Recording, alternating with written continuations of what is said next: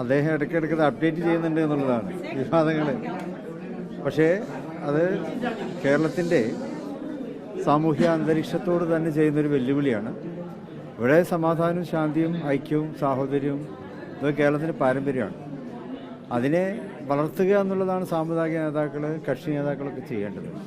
പക്ഷേ ഇങ്ങനെയുള്ള പ്രസ്താവനകളൊക്കെ വരുമ്പോൾ അത് വലിയ തരത്തിൽ വേദന ഉണ്ടാക്കുന്ന ഒന്നാണ്.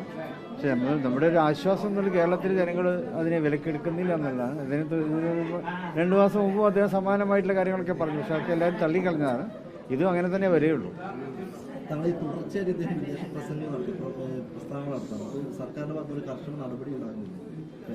നമ്മുടെ കേരളത്തെ സംബന്ധിച്ചിടത്തോളം പല നടപടികളും സർക്കാരിൻ്റെ ഭാഗത്തു നിന്ന് ഉണ്ടാകുന്നില്ല എന്നുള്ളതാണ്. സർക്കാർ ചെയ്യേണ്ട സമയത്ത് ചെയ്യേണ്ടതുണ്ട്. പക്ഷേ കേരളത്തിൽ അത് ഉണ്ടാകുന്നില്ല. അതുകൊണ്ട് തന്നെ ഇത്തരം ആളുകൾ ഇങ്ങനെയുള്ള കാര്യങ്ങളൊക്കെ ആവർത്തിച്ചുകൊണ്ടിരിക്കുന്നു. അത് ഗവൺമെൻറ്റാണ് ശ്രദ്ധിക്കേണ്ടത്.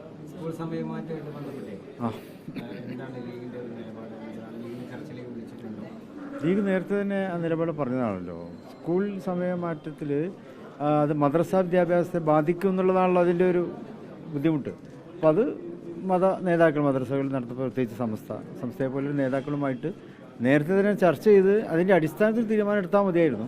ഇപ്പോൾ ഏതായാലും അവർ ചർച്ചയ്ക്ക് വിളിച്ചിട്ടുണ്ട് എന്നുള്ളതിൽ ആശ്വാസമുണ്ട്. അത് അവർ ചർച്ച ചെയ്ത് തീരുമാനിക്കട്ടെ.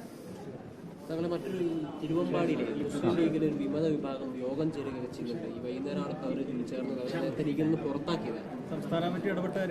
പാർട്ടി വിരുദ്ധമായിട്ടുള്ള പ്രവർത്തനങ്ങൾ എവിടെ ഉണ്ടായാലും പാർട്ടി അതിനെ കർശനമായിട്ട് തന്നെ നേരിടുക തന്നെ ചെയ്യും. ഒരു വിമത പ്രവർത്തനവും എവിടെയും അനുവദിക്കുകയില്ല. ഇനിയിപ്പോൾ ഇലക്ഷൻ ഇയറാണ് വരാനിരിക്കുന്നത്. പഞ്ചായത്ത് ഇലക്ഷൻ വരാനുണ്ട്. അതിനുശേഷം നിയമസഭാ ഇലക്ഷൻ വരുന്നുണ്ട്. അവിടെയൊക്കെ പാർട്ടിയെ ശക്തിപ്പെടുത്തുക എന്നുള്ളതാണ് പാർട്ടി പ്രവർത്തകന്മാർ ചെയ്യേണ്ടത്. പാർട്ടി നേതൃത്വവും അതിനനുസരിച്ചുള്ള തീരുമാനങ്ങളുമായി മുന്നോട്ട് പോകും. വിമത പ്രവർത്തനങ്ങളെ പാർട്ടി അനുവദിക്കുകയില്ല. അതാര് നടത്തിയാലും പാർട്ടി അതിന് കർശനമായിട്ടും നേരിടും.